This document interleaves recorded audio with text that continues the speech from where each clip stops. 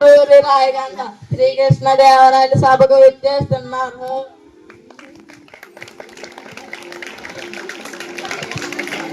నమస్కారం, కూర్చోండి.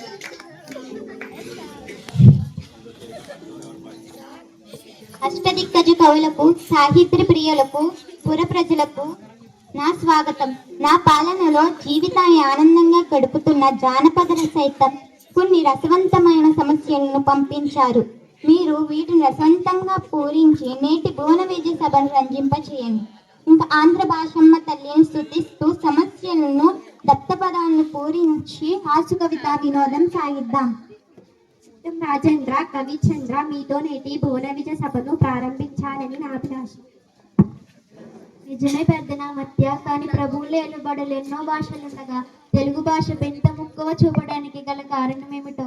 అదేమిటి సూర్యన కవి మందాలు మకుందాలు జాలువారు తెలుగుని ఇష్టపడిన వారందరే తెలుగు దేల నందువ తెలుగు దేల ఎన్న దేశంబు తెలుగు గీను తెలుగు వల్ల బుండ తెలుగు కండ ఎల్ల నృప్పులు కొలుగు నేరుగవే భాషాడి దేశ భాషలందు తెలుగు లెస్స.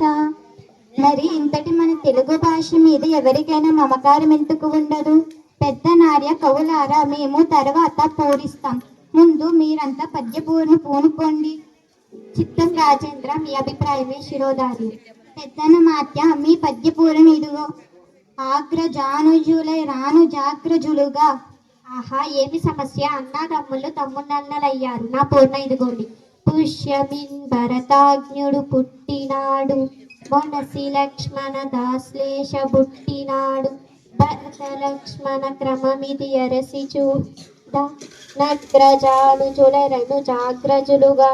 కానీ లోక వ్యవహారంలో రామ లక్ష్మణులు భరత శత్రుఘ్నులని ఉంటుంది. బహుబాగు.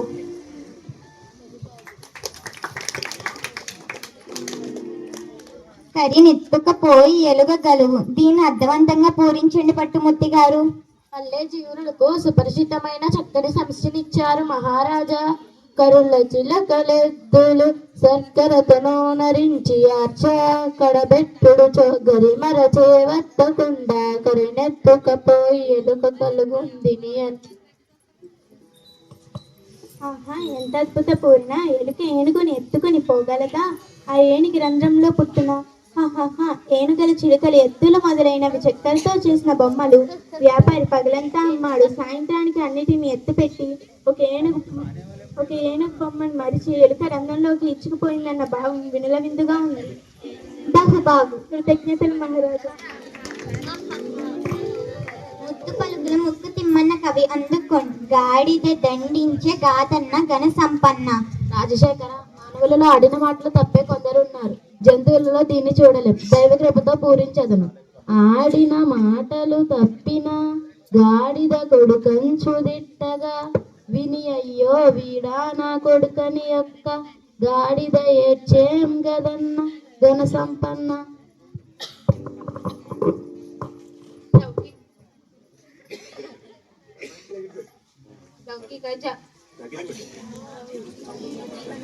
లౌకిక జీవనంలో జీవన గ్రామంలో ఆలా కాళహస్తిని వరప్రసాదం కవిత్వంగా పొందిన దురిదాటి భువన విజయ కవులను చూచి జ్ఞానపద కవులను మన కవ్య సాహిత్యాన్ని మన సభ గొప్పతనాన్ని గూర్చి పొలంలో పనులు చేసుకుంటూ కూడా లేఖనానికి అనుకూలంగా కన్నీరగ్గులను అడ్డుకునే నిధిని కళ్ళకు కట్టించి పనిలో పాటతో పద్యాలను కూడా వెకిరి అబ్బుతారు.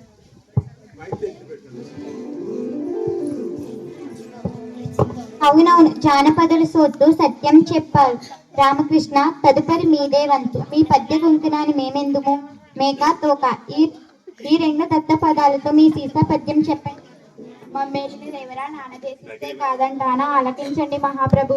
మేక తోకకు మేక తోక మేకకు మేక మేక తోకకు తోక తోక మేక మేక తోకకు మేక తోక మేకకు మేక మేక తోకకు తోక తోక మేక మేక తోకకు మేక తోక మేకకు మేక మేక తోకకు తోక తోక మేక మేక తోకకు మేక తోక మేకకు మేక మేక తోకకు తోక తోక మేక మేక తోక తోక తోక తోక తోక మేక మేక తోక తోక తోక తోక తోక మేక మేక తోక తోక తోక తోక తోక మేక మేక తోక తోక తోక తోక తోక మేక.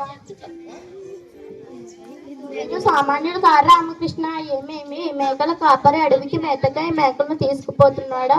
ఒక మేక ముందరు పోతున్నా ఆ మేకకు తోక వెనకాల బాగానే ఉంటుంది. ఆ తోక వెనకాల మరొక మేక ఉంది. ఇలా మేకల మంద పోతున్న తీరును మేక తోక అన్న దత్త పదాలతో చక్కగా చిక్కగా చెప్పాను. శభాష్ రామకృష్ణ కవి, మీ కత్తికి రెండు వైపులా పొదునే, మరి అందుకే మీరు వికట కవి అయ్యారు. రామభద్ర, గోలకొండ, పూలదండ, కొత్తకొండ ఈ పదాలను ఆధారం చేసుకుని భారతార్థంలోని ఒక పద్యం చెప్పండి. చిత్తం మహాప్రభు, రామభక్తుడైన నాకు భారతార్థం పూరణ ఇచ్చారు, పూరణ చేసేదను. ఓయి పురాజా నీ కొడుకొత్త గోలకొండవలె నుండు వినములై ఉండదింకా బండనమున గెలిపింతు పొండు సుతులు సురమునన్ భూలందడ రేకొత్తకుండ.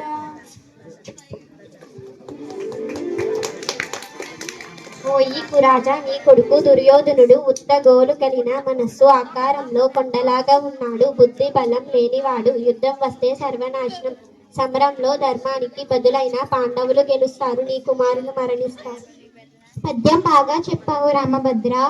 తరువాత పింగళి సూరన మా ఆధార్య దైవమైన శ్రీహరి దశరవతారాల గురించి ఆశువులో ఒక పద్యం పూరించాలని వేరొకరు పంపించారు. ప్రారంభించండి.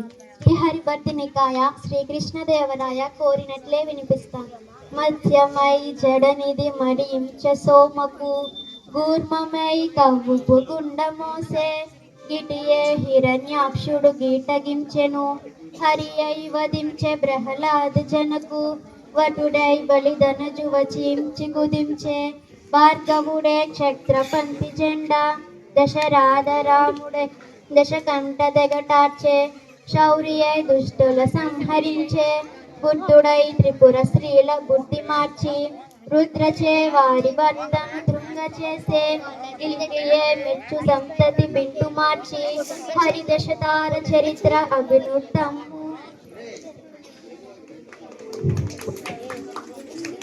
మత్స్యావతారణ సోమాకాసుని వధించాడు.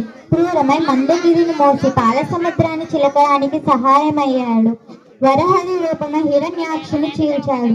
నరసింహ హిరణ్యాక్షుని చీల్చాడు. వామనుడై బలిని పాతాళానికి పంపాడు. పరశురామనుడై రాజుల దర్పణాన్ని కూల్చాడు. రాముడై రావణ్ణి వధించాడు. శ్రీకృష్ణుడై దుష్టుని అంతం చేశాడు. బుద్ధుడే పురశ్రీల బుద్ధి మార్చి శివుని చేత త్రిపురాసుని చంపారు. కల్కిగా నీతిహీనలు కూల్చారు. దశరవతారాల కార్యకాలంగా మనోహరమైన సీసంతో సభాసందుని అలంకరింపజేశావు. మీ అభినందన స్పందనకు వందనం. ప్రభు, వచ్చే దారిలో ఒక జానపదుడు ఒక సమస్యనిచ్చాడు. మీరు అనుమతిస్తే మీకు ఇస్తాను. అవును, సభారంభంలో మీకు మాటిచ్చాను కదా, కానివ్వండి, సమస్యను అందివ్వండి. ప్రభు అందుకోండి. అందరూ అందరే మరియు నందరు నందరే ఎందరందరే దీనిని పూరించండి. అది సంగతి. ప్రభువుల వారికి ఇవ్వదగిన సమస్య. అష్టదిగ్గజ కవులారా, నా కీర్తిని దిగంతకు వ్యాప్తి చేయాలన్న మీ కుతూహలానికి సంతోషం. పూరణ చేసిన సంతోషం. ఆలకించండి.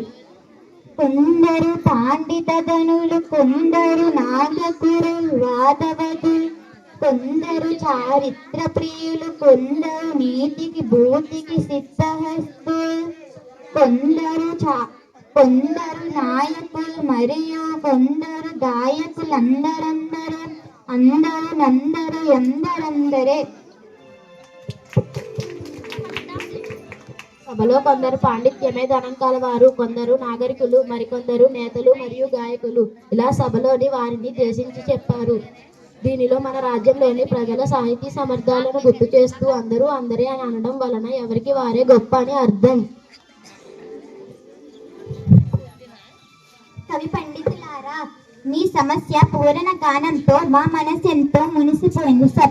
సభకు కృతజ్ఞతలు. స్వస్తి.